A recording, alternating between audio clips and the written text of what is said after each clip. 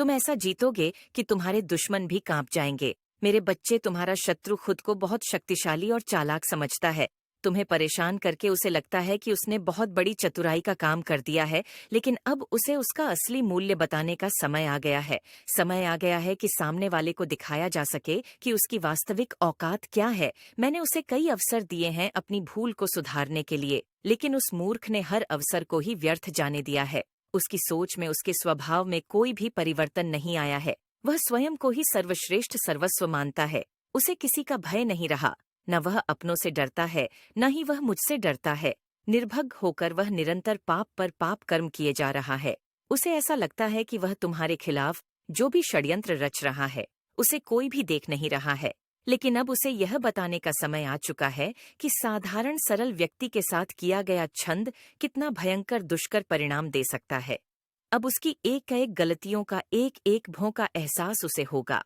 उसने जो तुम्हें तकलीफें दी है, तुम्हारे जो आंसू बहे हैं, उसका दंड उसे भोगना होगा।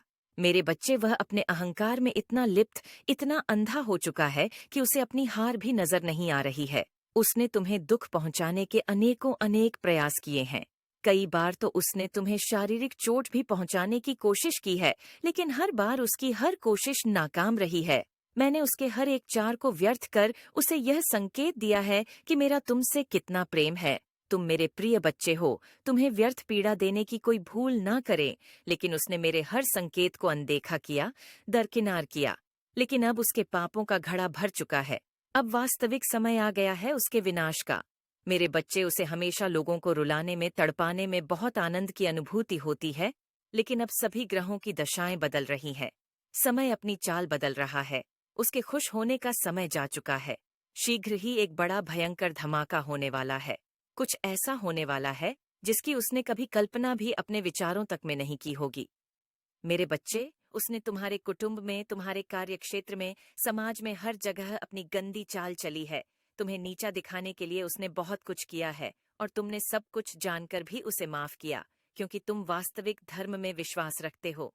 मेरे बच्चे, मैं जानती हूँ, यदि तुम पूर्ण संकल्प कर लेते तो उसकी हर एक चाल का जवाब तुम दे सकते थे, लेकिन तुमने ऐसा नहीं किया। तुमने बहुत ही ज्यादा सब्र रखा है। मेरे बच्चे, कई बार ऐसी परिस्थितियां भी आईं तुम्हारे जीवन में जब तुम्हें विलाप करना पड़ा, तुम्हें रोना पड़ा, तुम व्यथित हुए, और उस समय तुम्हारी आत्मा से तुम्हारा दर्द आह बनकर बाहर निकला। वही आह अब उस पर कहर बनकर बरसेगी। तुम्हारे हर आंसुओं का, हर दर्द का हिसाब